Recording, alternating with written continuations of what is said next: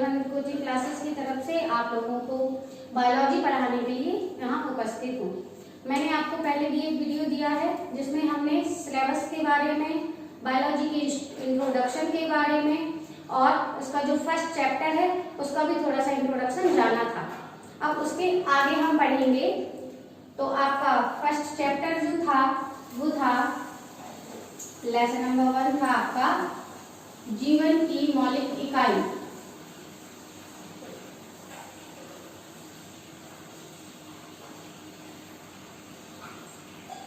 जीवन की मौलिक इकाई, ये था आपका फर्स्ट चैप्टर और इसमें हमने कोशिका के बारे में जाना था, क्योंकि जीवन की मौलिक इकाई है आपकी कोशिका।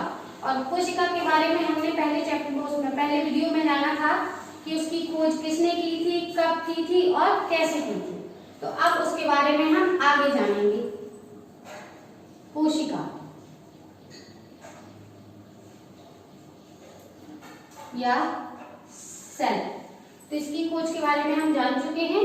अब इसकी थ्योरी जानेंगे। कोशिका सिद्धांत, कोशिका सिद्धांत क्या है? कोशिका सिद्धांत या सेल थ्योरी,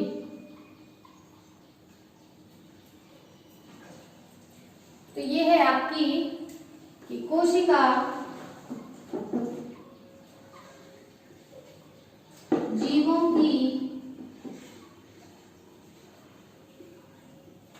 आधारभूत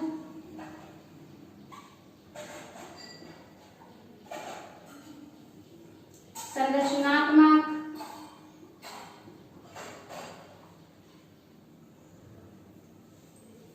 व कार्यात्मक इकाई है।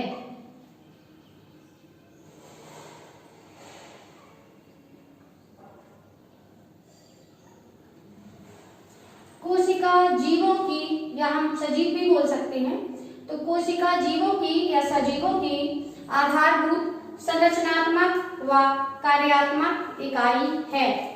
अब इसकी डेफिनेशन लिखेंगे हम। The cell is the fundamental structural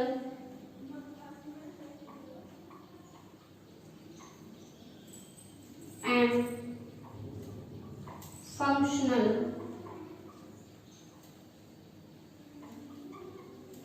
unit of all living organism।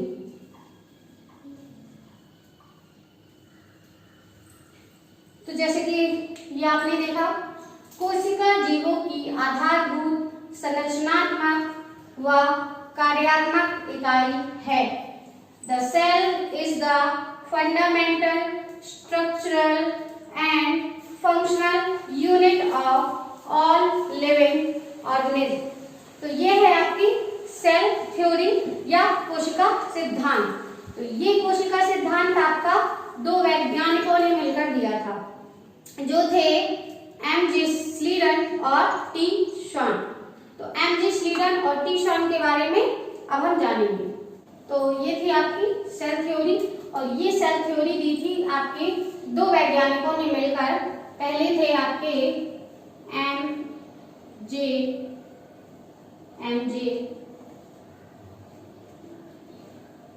स्लीडन और दूसरे थे आपके टी. शॉन। ये थे आपके दो वैज्ञानिक एम.जे. स्लीडन और टी. शॉन। तो एम.जे. स्लीडन जो थे आपके, वो थे जर्मन बॉटनिस्ट,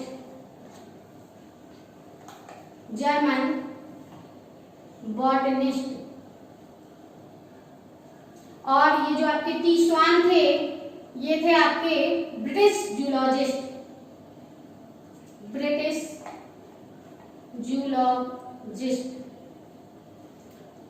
आप इसका मतलब समझ रहे हैं कि हम आपको क्यों बता रहे हैं कि ये जर्मन बॉटनिस्ट थे और ये आपके ब्रिटिश जूलॉजिस्ट थे। तो ये तो आपका ये है कि ये आप किस जगह से बिलोंग करते थे, तो ये जर्मनी के थे इसलिए मैंने कहा जर्मन, और ये बॉटनिस्ट थे मतलब कि वनस्पति के ज्ञाता, मतलब कि ये जो अपना शोध करते थे या कुछ भी करते थे ये पेड़ पौधों पर करते थे। तो इन्होंने जो स्टडी की सेल पर, वो की पेड़ पौधों की सेल पर, ठीक है।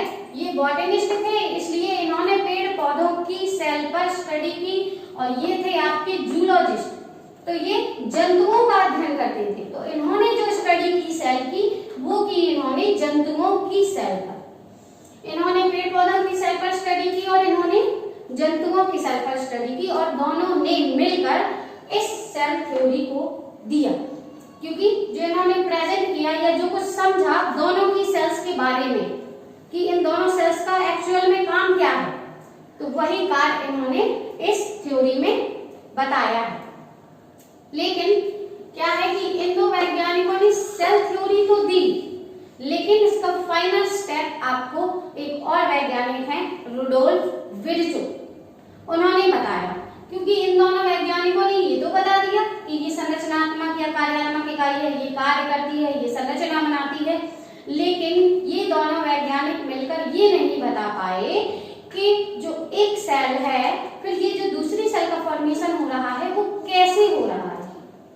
जो नई सेलों का निर्माण या नई कोशिकाओं का निर्माण होता जा रहा है, इन नई कोशिकाओं का निर्माण हो कहां से रहा है, ये दोनों वैज्ञानिक ये नहीं बता पाए। ये बताया नेक्स्ट जो आपके थर्ड वैज्ञानिक है रुडोल्फ विर्चो। रुडोल्फ विर्चो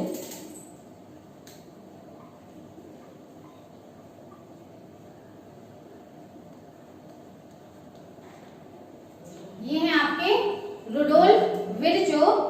इन्होंने बताया कि जो आपकी सेल्स हैं उनका फॉर्मेशन कैसे होता है कि जब जो पुरानी सेल्स होती हैं उन सेल में डिवीजन होता है या विभाजन होता है। जो पुरानी सेल्स हैं उनमें विभाजन होता है और उन सेल के विभाजन के द्वारा नई सेल का निर्माण होता है।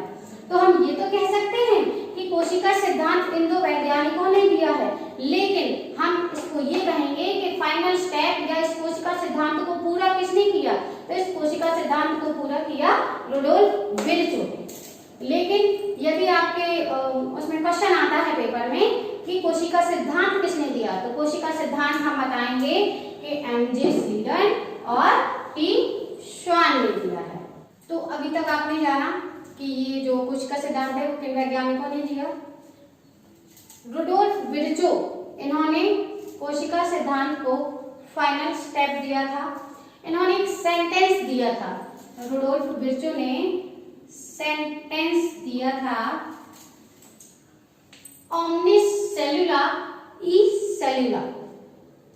मतलब है इसका कि new sales arise from pre existing cells. जो आपकी नई कोशिकाओं का निर्माण होता है वो आपकी पुरानी कोशिकाओं में जो विभाजन होता है उसके द्वारा होता है। इन्होंने ये बताया कि जो पुरानी कोशिकाएं हैं वो विभाजित होती हैं और फिर नई कोशिकाओं का निर्माण करती हैं। इस तरीके से इन्होंने इस कोशिका सिद्धांत को पूरा किया। अब सेल के बारे में हमें कुछ जानना चाहिए। तो सबसे बड़ी सेल होती है शरीर की नर्व सेल, नर्वस सिस्टम। जो नर्वस सिस्टम है आपकी बॉडी के अंदर, नर्व्स या तंत्रिका तंत्र, ये सबसे बड़ी कोशिका होती है आपकी तंत्रिका कोशिका।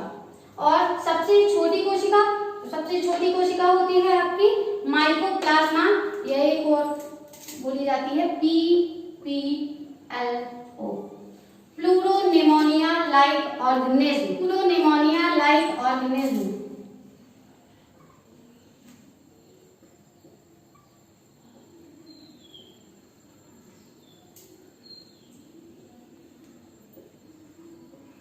Pleuropneumonia like organism. इसमें बोलने में पी साइलेंट होता है, लेकिन स्पेलिंग में पी होता है, लेकिन बोलने में ये साइलेंट होता है। तो माइकोप्लाज्मा या PPLO, ये आपको सबसे ज्यादा पूछा जाता है कि सबसे छोटी कोशिका कौन सी है, तो ये है आपकी प्लूरोनिमोनिया लाइक ऑर्गेनिज्म। चलिए, तो ये हो गया कोशिकाओं के बारे में कि ये बड़ी और ये छोटी कोशिका। अब हम जानेंगे कि कोशिका होती कितने प्रकार की है। तो आपकी कोशिकाएं दो प्रकार की होती हैं। टू टाइप्स ऑफ सेल्स, कोशिका दो प्रकार की होती है। पहली है आपकी प्रोकैरियोटिक सेल या अविकसित कोशिका। जो प्रोकैरियोटिक सेल होती है वो कहलाती है अविकसित कोशिका, और होती है एक यूकैरियोटिक सेल, ये होती है आपकी विकसित कोशिका। तो इसको अविकसित और इसको विकसित क्यों कहा जाता है?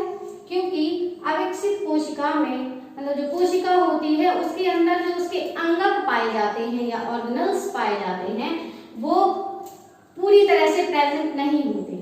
उसमें कुछ अंग प्रेजेंट होते हैं और कुछ एब्सेंट होते हैं, जैसे केंद्रक या और भी जितने कोशिका के अंग होते हैं, माइटोकॉन्ड्रिया, गोल्गी कॉम्प्लेक्स, ये सब आपके इसमें अविकसित कोशिका में एब्सेंट होते हैं, इसलिए इसको कहा जाता है अविकसित कोशिका।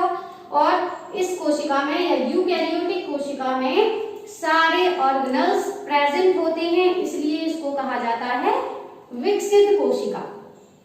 यदि हम किसी कोशिका के बारे में जानें और हमें मालूम है कि उसमें सारे अंग प्रेजेंट हैं तो हम उसको कह सकते हैं यूकैरियोटिक, और यदि उसमें ऑर्गेनल्स एब्सेंट हैं तो हम कहेंगे उसको प्रोकैरियोटिक कोशिका। तो प्रोकैरियोटिक कोशिका के उदाहरण हैं आपके जैसे नीलहरित शैवाल या जीवाणु। जीवाणु जो बैक्टीरियल सेल होती है वो आपकी प्रोकैरियोटिक सेल के अंदर आती है। और ये जो यूकैरियोटिक कोशिका है तो इसके अंतर्गत आते हैं जंतु कोशिका या पादप कोशिका, क्योंकि पादप कोशिका या जंतु कोशिका में सारे अंग उपस्थित होते हैं, इसलिए ये यूकैरियोटिक कोशिका के अंदर आती है। अब हम आगे पढ़ रहे हैं आपका स्ट्रक्चर ऑफ सेल। तो अब हम समझते हैं स्ट्रक्चर ऑफ सेल या कोशिका की संरचना। तो अभी तक हमने पढ़ा था यूकैरियोटिक कोशिका और प्रोकैरियोटिक कोशिका। तो ये है हमारी यूकैरियोटिक कोशिका के उदाहरण, क्योंकि यूकैरियोटिक कोशिका में ही जंतु कोशिका और पादप कोशिका का अध्ययन किया जाता है। तो ये है पादप कोशिका या प्लांट सेल। तो मैं आपको बता दूं कि पादप कोशिका या प्लांट सेल जो होती है वो मल्टी मेम्ब्रेन स्ट्रक्चर होता है, मतलब कि ये बहुत सी लेयर्स से बनता है। इसमें कई भित्तियां होती हैं, प्राथमिक भित्ति, द्वितीयक भित्ति और तृतीयक भित्ति। ये 3 वॉल से मिलकर बनता है, आउटर लेयर, इनर लेयर और एक मिडिल लैमेला। तो ये बहुत ही जटिल स्ट्रक्चर होता है, ठीक है, जटिल स्ट्रक्चर। और ये जो भित्ति है या मेम्ब्रेन है ये सेल्यूलोज नामक पदार्थ की बनी होती है। सेल्यूलोज भी एक जटिल कार्बनिक पदार्थ है। तो जो आपकी पादप कोशिका है वो सेल्यूलोज नामक जटिल कार्बनिक पदार्थ से जटिल स्ट्रक्चर के रूप में बनी होती है। इसके अंदर आप देख रहे होंगे ये है रिक्तिका, ये भोज्य पदार्थों का संचय करती है। ये है हरित लवक जो प्रकाश संश्लेषण करके भोजन बनाता है, या इसको कोशिका का रसोई घर भी कहा जाता है। ये है आपका माइटोकॉन्ड्रिया, तो माइटोकॉन्ड्रिया ऊर्जा का संचय करता है या ऊर्जा को उत्पन्न करता है, तो इसको कहा जाता है आपका कोशिका का बिजली घर। क्या कहा जाता है? कोशिका का बिजली घर। ये सेंटर में है केंद्रक, और ये केंद्रक के अंदर जो आपको दिख रहे हैं ये है गुणसूत्र या क्रोमैटिन थ्रेड या क्रोमैटिन धागे। ये गुणसूत्र ही जब केंद्रक का विभाजन होता है या कोशिका का विभाजन होता है तो 2 पार्ट्स में बढ़ जाते हैं और एक सेल से 2 सेल्स का फॉर्मेशन कर लेते हैं। ये है आपका एंडोप्लाज्मिक रेटिकुलम। एंडोप्लाज्मिक रेटिकुलम या एंडोप्लाज्मिक या अंतःद्रव्यी जालिका, ये कोशिका के अंदर 2 प्रकार की पाई जाती है। एक में आपके राइबोसोम लगे होते हैं उसकी सतह के ऊपर, जिसको हम कहते हैं खुरदरी अंतःद्रव्यी जालिका, और एक दूसरा प्रकार होता है, ये दूसरा प्रकार होता है, उसमें क्या होता है कि राइबोसोम उसकी सतह से नहीं चिपके होते, इसलिए उसको कहा जाता है चिकनी अंतःद्रव्यी जालिका। फिर है आपकी वसा की बूंदें हैं जिस कोशिका के अंदर हैं, राइबोसोम है। राइबोसोम 2 प्रकार के होते हैं, 70S और 80S राइबोसोम, या 2 टाइप के होते हैं। ये है आपके माइक्रोट्यूब्यूल और ये है माइटोकॉन्ड्रिया, ये गोल्गी कॉम्प्लेक्स। तो ये हो गया आपका पादप कोशिका का पूरा स्ट्रक्चर। और ये साइड में मैंने बनाया है जंतु कोशिका का स्ट्रक्चर। आप देख रहे होंगे पादप कोशिका का जो स्ट्रक्चर है उसकी सेल वॉल बहुत ही टिपिकल टाइप की बनी हुई है। मैंने आपको अभी बताया है कि इसमें 3 लेयर्ड मेम्ब्रेन होती है, लेकिन आप देख रहे होंगे जंतु कोशिका में ऐसा कुछ भी नहीं है। जंतु कोशिका में ओनली 1 लेयर्ड है, 3 लेयर्ड या 2 लेयर्ड कुछ भी नहीं है, क्योंकि ये जो आपकी पादप कोशिका है इसकी सेल वॉल बनी होती है सेल्यूलोज की, जटिल कार्बनिक पदार्थ की, लेकिन इसकी सेल वॉल नहीं होती। इसमें सिर्फ सेल वॉल या कोशिका भित्ति का अभाव होता है। और इसकी ये जो सेल वॉल है वो काइटिन की बनी होती है, जो बहुत ही सरल स्ट्रक्चर है या कोई पतला सा कार्बनिक पदार्थ है। जैसे कि हम एग्जांपल के तौर पर ले लें, जैसे कि आप जाने कि कोई कपड़ा है, एक आप ले लें कॉटन का कपड़ा और एक आप ले लें नेट। तो नेट को भी हम कपड़ा ही कहेंगे और कॉटन के या वुलन भी ले सकते हैं तो उसको भी हम कपड़ा ही कहेंगे, लेकिन उसकी क्वालिटी में अंतर होता है।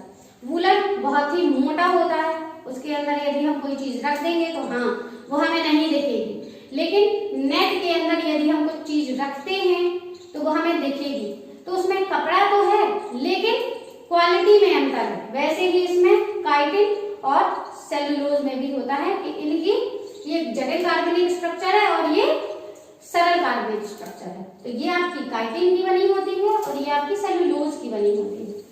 अब जंतु कोशिका और पादप कोशिका में अंतर क्या होता है? तो जंतु कोशिका में सेंट्रियोल्स या तारककाय पाए जाते हैं, जो आपकी पादप कोशिका में नहीं पाए जाते। और पादप कोशिका में हरित लवक पाया जाता है, जो आपका जंतु कोशिका में नहीं पाया जाता, क्योंकि हरित लवक प्रकाश संश्लेषण का कार्य करता है। क्योंकि पौधे जो है वो अपना भोजन स्वयं बनाते हैं, लेकिन जंतु अपना भोजन नहीं बनाते या उनको भोजन बनाने की आवश्यकता नहीं होती, इसलिए उनमें हरित लवक नहीं पाया जाता। तो चलिए बच्चों, आज इतना काफी है। अब आगे जो हम अपना स्टडी करेंगे वो आपको आगे नए वीडियो में मिलेगा। आज के लिए धन्यवाद।